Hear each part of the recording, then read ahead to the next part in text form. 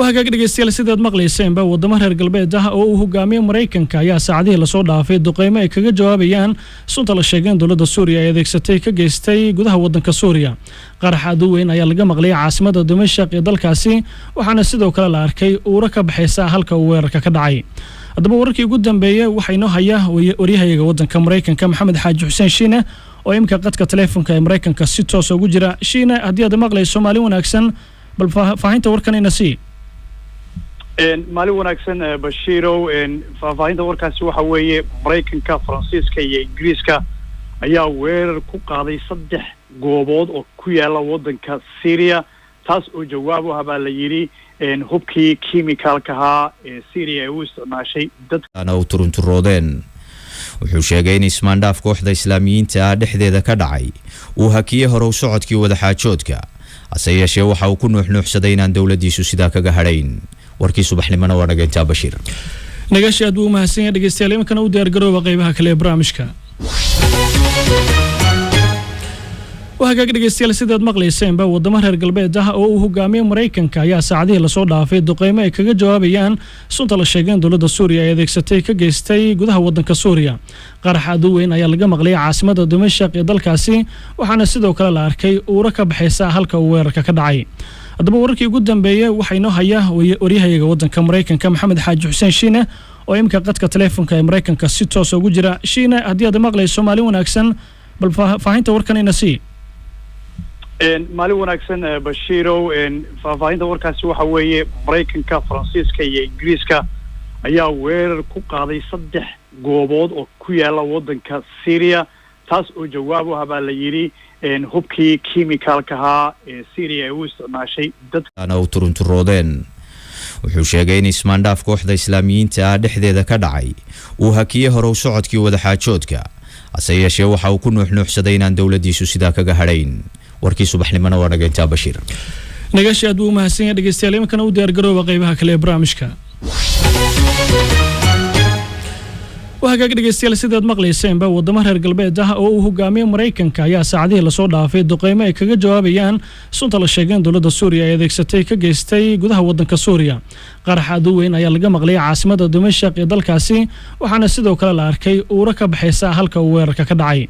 haddaba wararkii ugu dambeeyay waxay noo hayaa wariyahayga wadanka Mareykanka Maxamed Xaaji Xuseen Shiine oo imka qadka telefoonka ee Mareykanka si toos ugu jira Shiine haddii aad maqlayso Soomaali wanaagsan bal faahinta warkan ina sii maalin wanaagsan Bashiirow faafahinta warkaasi waxa weeye Mareykanka Faransiiska iyo Ingiriiska ayaa weerar ku qaaday 3 goobood oo ku yaala wadanka Syria taas oo jawaab u haba la yiri hubkii chemicalka ee Syria ay u isticmaashay dadka oo turunturoodeen wuxuu sheegay in ismaandhaaf kooxda Islaamiyiinta dhexdeeda ka dhacay uu hakiyay hore u socodkii wada xaajoodka ase yeeshee waxa uu ku nuuxnuuxsaday inaan dawladdiisu sidaa kaga hadhayn warkii subaxnimada waa nageynta Bashiir nagashi aad buu mahadsan yahay dhageystayaal imkana u diyaar garooba qaybaha kale ee barnaamijka وهاجاك dhageystayaal sidaad maqlayseenba wadamo reer galbeed ah oo uu hogaamiyo Mareykanka ayaa saacadihii la soo dhaafay duqeymo ay kaga jawaabayaan sunta la sheegay dawladda Suuriya ay adeegsatay ka geystay gudaha wadanka Suuriya qarax aad u weyn ayaa laga maqlay caasimada Dimashq ee dalkaasi waxaana sidoo kale la arkay uura ka baxaysa halka uu weerarka ka dhacay haddaba wararkii ugu dambeeyay waxay noo hayaa wariyahayga wadanka Mareykanka Maxamed Xaaji Xuseen Shiine oo imka qadka telefoonka ee Mareykanka si toos ugu jira Shiine haddii aad maqlayso Soomaali wanaagsan bal faahinta warkan ina sii maalin wanaagsan Bashiirow faafahinta warkaasi waxa weeye Mareykanka Faransiiska iyo Ingiriiska ayaa weerar ku qaaday 3 goobood oo ku yaala wadanka Syria taas oo jawaab u haba la yiri hubkii chemicalka ee Syria ay u isticmaashay dadka oo turunturoodeen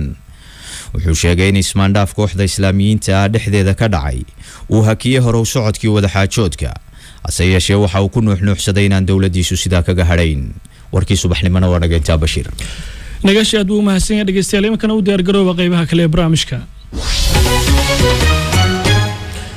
وهاجاك dhageystayaal sidaad maqlayseenba wadamo reer galbeed ah oo uu hogaamiyo Mareykanka ayaa saacadihii la soo dhaafay duqeymo ay kaga jawaabayaan sunta la sheegay dawladda Suuriya ay adeegsatay ka geystay gudaha wadanka Suuriya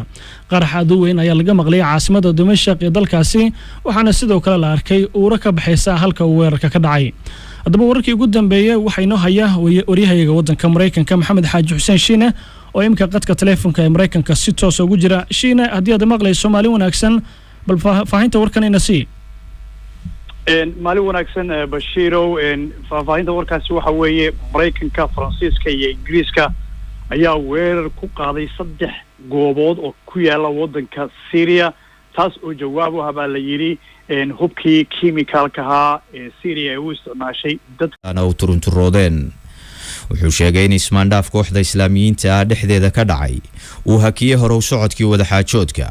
hase yeeshee waxa uu ku nuuxnuuxsaday inaan dowladiisu sidaa kaga hadhayn. warkii subaxnimana waa nageyntaa Bashiir. nagashi aad buu mahadsan yahay dhageystayaal, imkana u diyaar garooba qaybaha kale ee barnaamijka. وهاجاك دقيستيال سيداد مقليسين با wadamo reer galbeed ah oo uu hogaamiyo Mareykanka ayaa saacadihii la soo dhaafay duqeymo ay kaga jawaabayaan sunta la sheegay dowladda Suuriya ay adeegsatay ka geystay gudaha waddanka Suuriya. qarax aad u weyn ayaa laga maqlay caasimada Dimashq ee dalkaasi, waxaana sidoo kale la arkay uura ka baxaysa halka uu weerarka ka dhacay. haddaba wararkii ugu dambeeyay waxaa inoo haya waryahayaga waddanka Mareykanka Maxamed Xaaji Xuseen Shiine oo imka qadka telefoonka ee Mareykanka si toos ugu jira. Shiine, haddii aad maqlayso Soomaali wanaagsan, bal faahinta warkan ina sii. maalin wanaagsan Bashiirow, faafahinta warkaasi waxa weeye Mareykanka, Faransiiska iyo Ingiriiska ayaa weerar ku qaaday 3 goobood oo ku yaala waddanka Syria, taas oo jawaab u habaa la yiri hubkii kiimikalka ahaa ee Syria ay u isticmaashay dadka u turunturoodeen. wuxuu sheegay in ismaandhaaf kooxda islaamiyiinta dhexdeeda ka dhacay uu hakiyay hore u socodkii wadaxaajoodka, hase yeeshee waxa uu ku nuuxnuuxsaday inaan dowladiisu sidaa kaga hadhayn.